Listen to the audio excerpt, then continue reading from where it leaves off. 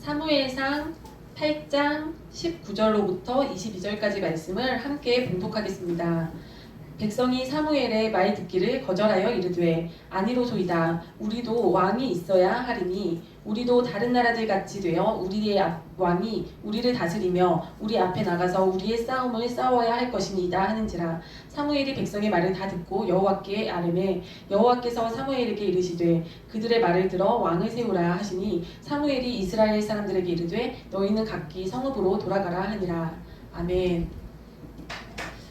제가 요즘에 매번 이 말씀을 전할 때마다 아이들의 얘기를 꺼낼 때가 많은 것 같아요. 왜냐면 제가 거의 종일 애들과 함께 있어서 그렇기도 하고, 참 애들과 지내다 보면은 거기에서부터 참 하나님의 그 말씀을 참 이렇게 깨닫기가 참 쉬운 것 같더라고요. 그래서 이번 주에도 어제 갑자기 재현이가 갑자기 저한테 자기도 빨리 자기도 자기 핸드폰이 있고 지갑이 있고 돈이 있고 카드가 있으면 좋겠다는 거예요. 그래가지고 어머나 세상에 7살짜리가 그래서 너 그걸로 도대체 뭘 하려고 그러냐 했더니 자기도 자기 마음대로 자기가 사 먹고 싶은 것도 사 먹고 뽑기도 마음껏 하고 게임도 마음껏 하고 싶다는 거예요. 참 그래서 아빠 엄마가 너가 해달라는 거 다 해주지, 입혀주지, 재워주지, 먹여주지, 장난감 사주지, 놀아주지 다 해주는데 또 뭐가 필요하냐 했더니 또 걔는 걔 나름대로 자기가 하고 싶은 걸 다 못한다는 거예요. 이렇게 1,000원, 2,000원 넣고 이렇게 빙글빙글 돌려가지고 허접한 장난감 하나씩 나오는 그런 뽑기도 엄마는 한 번에 하나밖에 못하게 하고, 게임도 하지 말라 그러고, 그리고 막 빨간색, 노란색, 파란색 알록달록한 색소가 팍팍 많이 들어간 불량식품 사탕이나 젤리도 마음껏 못 사 먹게 한다는 거예요. 그래서 그 모습을 보면서 참 그렇구나, 참 이것이 우리의 또 모습이구나, 그거를 알겠더라고요. 그래서 일단은 그 아이는 한참 자라나는 과정에 당연히 또 벌어지는 일이니까 조금씩 용돈을 주기로 하고 이제 일단락을 지었습니다. 근데 그거를 통해서 참 우리의 모습을 보게 되더라고요. 우리가 하나님한테 딱 붙어 있으면 참 좋으신 아버지 되신 하나님께서 우리를 참 먹여주고 재워주고 입혀주고 또 성장시켜주고 가르쳐주시고 이끌어주시고 우리한테 필요한 모든 거를 다 공급을 해주시는데, 그런데도 인간들은 자기 살림을 따로 차리고 싶어 하는 거예요. 이 영역만큼은, 이 부분만큼은 나도 내 마음대로 할 수 있는 내 자율권이 있는 따로 내 살림을 좀 차리고 싶다, 이런 겁니다. 그래서 제가 참 예전에 권사님께 들었던, 예전에 우리 교회에 오래전에 계셨던 어떤 분에 대한 얘기가 생각이 나더라고요. 저는 얼굴은 보지 못했지만 이야기를 듣기로는 참 결혼할 때가 되어서 이제 어떤 자매와 결혼을 하기를 원하는데 참 하나님이 보실 때 그건 아니었던 거예요. 그래서 그 자매랑은 아니다, 다른 이제 B라는 자매랑 결혼하는 게 좋을 것 같다, 이런 겉면에 얘기를 해주고, 또 한번 스스로 기도를 하고 우리 교회 말고 다른 교회에 한번 새벽 예배를 나가봐라. 그래서 그때 새벽 예배를 아무 교회나 갔는데 거기서 응답의 말씀을 받은 거죠, 그 결혼에 대해서. 그런데도 불구하고 그분께서 하는 말이 내가 다른 거는 다 하나님께 순종해도 결혼 문제만큼은 못하겠다, 다른 건 다 순종해도 이것만큼은 내가 하나님 말씀에 순종 못하겠다, 그러고 그냥 자기가 원하는 대로 결혼을 하셨대요. 그리고 나서 결론은 안 좋았죠. 그런 얘기를 들었던 게 떠오르더라고요. 근데 이것이 그분만 그런 게 아니라 우리한테 다 그런 모습이 있지 않습니까? 우리한테 다 참 우리가 하나님께 참 순종해서 살고 싶어요. 참 그런 마음이, 소원이 있지만 그것이 참 내 마음대로도 잘 안 되는 것 같아요. 하나님께 순종해서 하나님께서 다 좋은 것을 예비하신 줄을 알면서도 참 이것만큼은 내 마음대로 하고 싶은 게 다 있는 것 같아요. 그래서 오늘 읽으신 이 말씀에서도 참 이 이스라엘 백성들이 왕이 없었던 게 아니거든요. 하나님께서 왕이 돼주신다고 하셨거든요. 하나님께서 왕이 돼주시고 이제 사무엘 같은 사사를 세워가지고 신탁인 거죠. 하나님이 왕이 되어서 통치를 해주신다고 하시는데도 이 사람들이 자기 마음에 그 왕을, 하나님을 왕으로 두기가 싫은 거예요. 그러니까 눈에 안 보이는 하나님 말고 우리도 다른 나라들처럼 눈에 보이는 왕을 세워달라 막 이러지 않습니까? 그랬더니 하도 이 사람들이 그러니까 하나님께서 인간 왕이 니네들 위에 있으면 결국은 너희들은 종살이를 하게 된다. 니네 자손들이 그 왕의 그 성을 짓는데 노동력이 착취가 되고 그 왕의 그 신하가 돼야 되고 그 왕한테 열심히 농사를 지어서 세금을 바쳐야 되고 그 왕한테 그 군대로 끌려가야 되고 니네 아들들이 그렇다. 그렇게 얘기를 해주시는데도 그래도 상관없다는 거예요. 그래도 소용이 없는 겁니다. 그래서 하도 이 이스라엘 백성들이 왕을 세워달라고 하니까 하나님께서 참 우리한테 뭔가를 해주실 때는 하나님도 막 기뻐서 해주실 때도 있지만 이런 경우처럼 하도 졸라대니까 하나님도 참 이거는 원치 않으시지만 어쩔 수 없어서 허락하시는 경우도 있는 것 같아요. 그래서 그러면 좋다. 그냥 니네들이 하도 그러니까 왕을 세우자 하시고 왕을 세우는 거를 또 허락을 해주시는 이 장면이거든요. 그래서 우리가 참 하나님께 다들 그래도 우리가 믿는 자들이고 여기까지 나와서 앉아 있으면서 참 하나님께 순종을 하고 싶잖아요. 그러면 우리가 어떻게 하나님 앞에 참 전적으로 순종을 할 수 있을까? 그것을 좀 함께 생각을 해보려고 합니다. 먼저 첫 번째는 하나님에 대해서 잘 알아야 할 것 같아요. 하나님이 어떤 분이신지. 하나님은 참 너무 좋으신 분이시고 그런 거죠. 부모가 자식한테 건강한 음식을 먹이고 싶어하고 참 좋은 교육을 시키고 싶어하고 훌륭하게 바르게 자라도록 인도하고 싶은 것처럼 하나님도 그런 분이시구나. 그 하나님이 어떤 분이신지를 알아야 될 것 같습니다. 그래서 아브라함이 참 그 이삭을 하나님 앞에 바칠 때 아브라함이라고 그것이 쉬웠겠습니까? 하지만 히브리서에 보면은 아브라함은 하나님에 대해서 알고 있었어요. 하나님은 내가 이 아들 이삭을 죽여도 다시 살리실 수 있는 분이시구나. 하나님의 그 능력을 알았던 거예요. 그리고 하나님께서는 이삭을 통해서 많은 자손을 주신다고 약속을 하셨는데 이 이삭이 죽고 끝나면 안 되잖아요. 그러니까 하나님은 다시 살리시겠구나. 이걸 안 거예요. 그러니까 하나님께 참 순종을 할 수 있었던 겁니다. 그러니까 참 부모와 자식의 관계를 빗대어 봐도 자식의 입장에서도 부모를 아는 것이 첫 번째입니다. 근데 그것만 있다고 또 다가 아니에요. 왜냐면 저희 아들 같은 경우는 엄마가 나한테 건강에 좋은 걸 먹여주고 나한테 해로운 걸 못하게 하는 엄마구나. 좋은 엄마구나. 나한테 유익을 주는 엄마구나 라는 걸 알고 있지만 자기가 하고 싶은 게 있는 거예요. 그래서 두 번째로는 사람들이 자기 자신에 대해서도 알아야 되는 겁니다. 참 내가 어떤 인간인지 알아야 되는 것입니다. 참 재현이가 자꾸 이 아들을 써먹는 것도 더 크면은 하기 힘들 것 같아요. 근데 아직까지는 어리니까 재현이를 써먹으면 참 재현이도 자기가 참 엄마로부터 딴 살림을 따로 차려 나와서 하고 싶었던 게 뭡니까? 몸에 안 좋은 불량식품 먹고 싶은 거, 막 그 자기한테 해로운 게임하고 싶은 거 이런 것들이잖아요. 참 우리도 마찬가지인 것 같아요. 우리가 인간들이 하나님으로부터 벗어나서 하고 싶은 것들이 악한 거구나. 참 이거를 깨달아야 되는 것 같아요.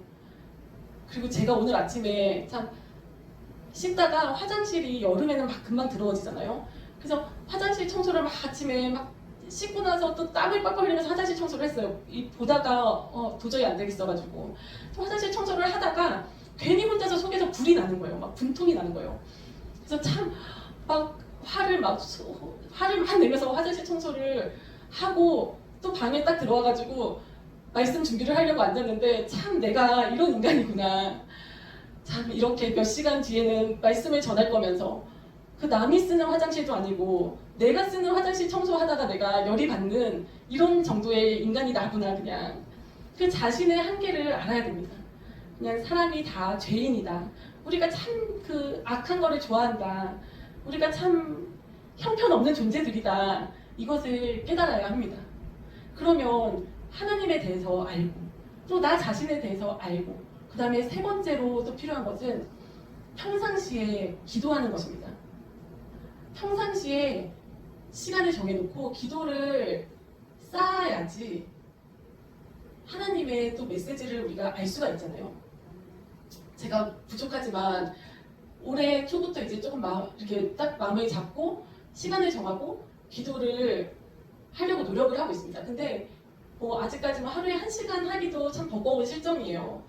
참 이렇게 참 부족하지만 그럼에도 불구하고 이제 한 반년 정도 이렇게 기도 생활을 하다 보니까 느껴지는 게 있어요.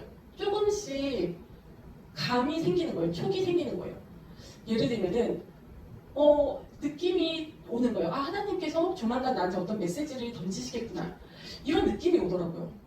그리고 또 때로는 뭔가 누군가 나한테 뭐 부탁을 하는 일이 있거나 혹은 내가 당장에는 좀 손해볼 것 같은 일이 생겨도 그런 사건에서 느낌이 오는 거예요. 아, 하나님께서 뭔가 일을 하고 계시는구나. 이것이 하나님의 손길이구나라는 느낌이 올 때가 있습니다. 그러니까 이렇게 부족한 저도 조금씩 기도 생활을 꾸준히 하다 보니까 뭔가 그런 감각이 생기는 거예요.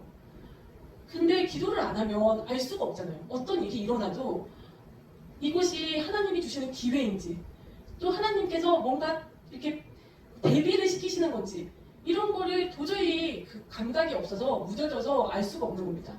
그러면 정말 굴러 들어온 기회도 놓치게 되고 기도를 하지 않으면 그리고 뭔가 준비해야 될 때 또 준비를 하지 못하게 되고 이렇게 되는 것 같아요.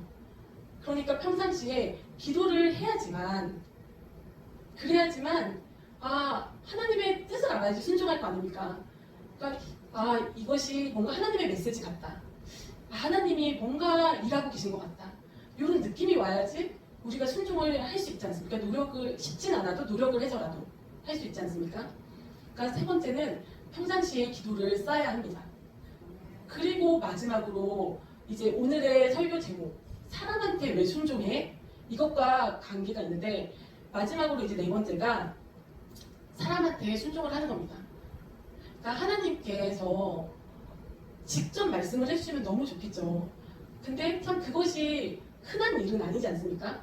흔한 일이 아니고 또 내가 그 정도 실력이 되기까지는 시간이 많이 걸리지 않습니까?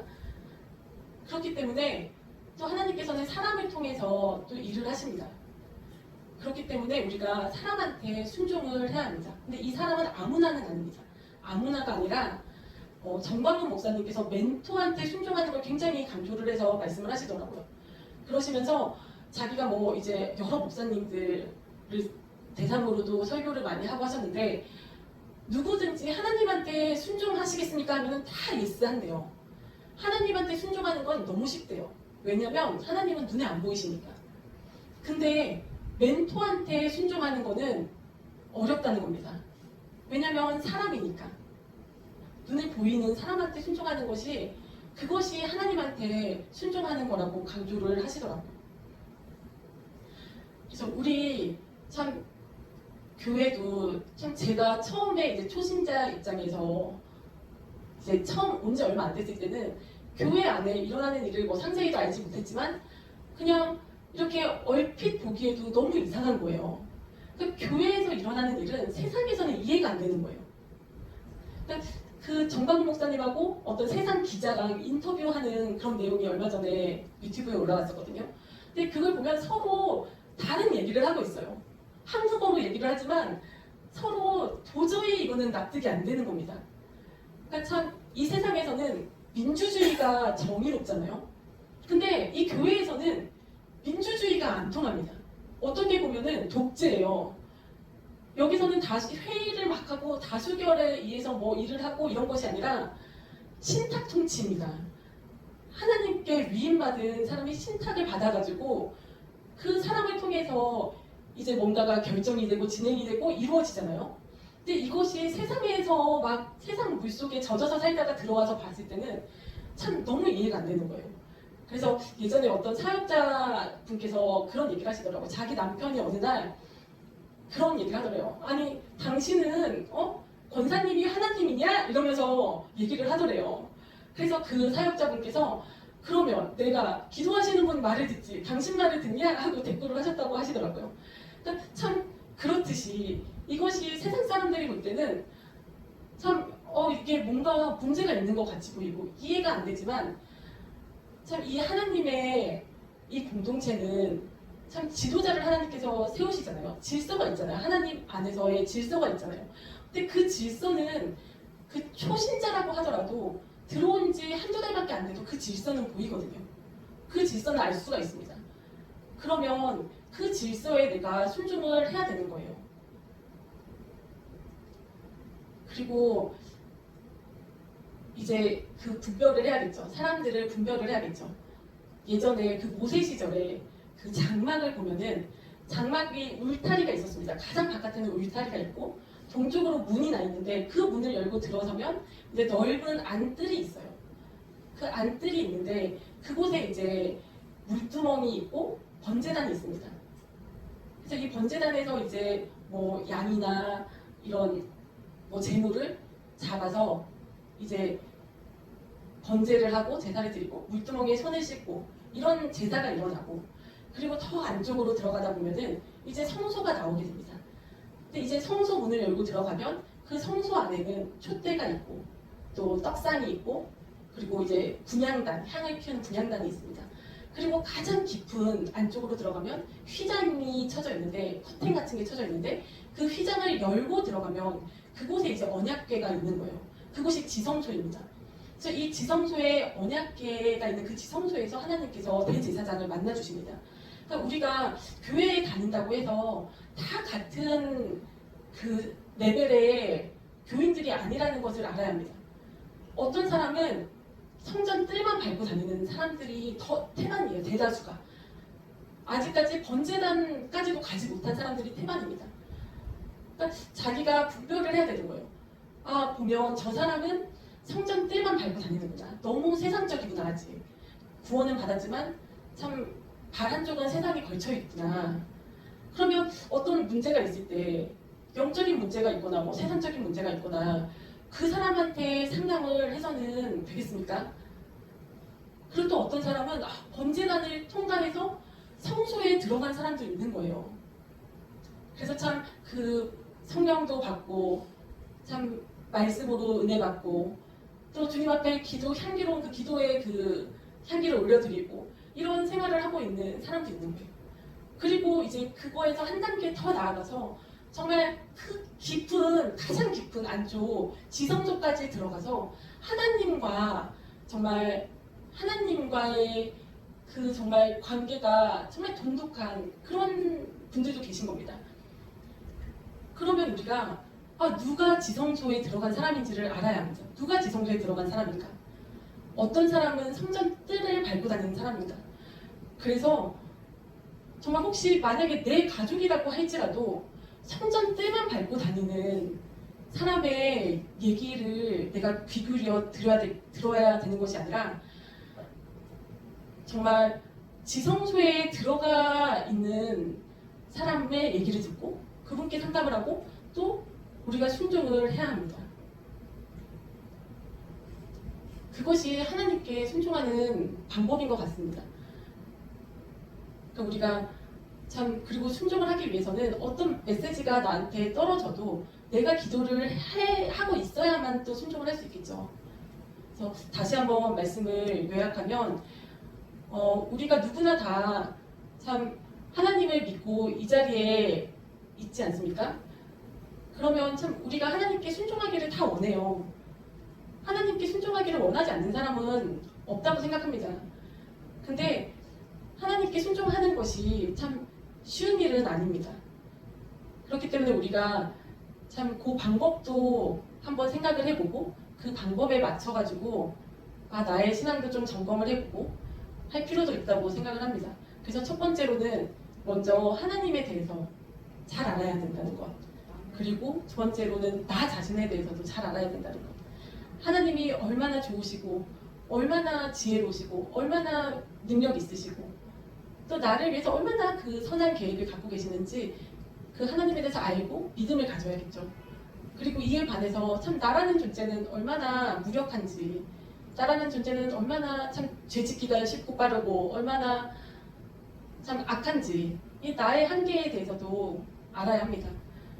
그리고 우리가 정말 매일 시간을 정해놓고 주님 앞에 기도했으면 좋겠습니다. 그래서 주님께서 주시는 어떤 그 메시지, 기회의 메시지이든 또 어떤 무엇인가를 준비해야 되는 그런 메시지이든 아니면 내 인생에 대한 어떤 계획을 갖고 계신 그 하나님께서 주시는 어떤 메시지를 받았을 때 내가 주님의 뜻을 깨달아서 순종할 수 있으려면 내가 기도를 하고 있어야 됩니다. 그래서 나의 영적인 감각을 살려놔야 됩니다. 그래서 꾸준히 매일 기도하는 것. 그런 생활을 우리 모두가 다 할 수 있기를 원합니다. 그리고 마지막으로 참 우리 각자가 또 지성소로 깊이 나아가야 합니다. 내가 정말 지성소로 들어가서 주님과 정말 깊은 교제할 수 있도록, 주님과 정말 통할 수 있도록 참 그 영적인 깊이에 다다를 수 있도록 우리가 애써야 합니다. 그러면서도 한편으로 참 지금 지성소에 참 들어가 계신 분, 또 나의 멘토, 나의 지도자, 그 분께 참 순종을 해야 될 줄로 믿습니다. 하나님한테 순종하는 것보다 어쩌면 사람한테 순종하는 게 힘들지도 몰라요. 같은 사람이기 때문에. 하지만 우리가 그 사람한테 순종함으로써 사람을 통해서 일하시는 하나님 앞에 순종할 줄로 믿습니다. 우리 모두가 하나님 앞에 참 순종하며 나가는 복된 자들 다 되었으면 좋겠습니다. 아멘.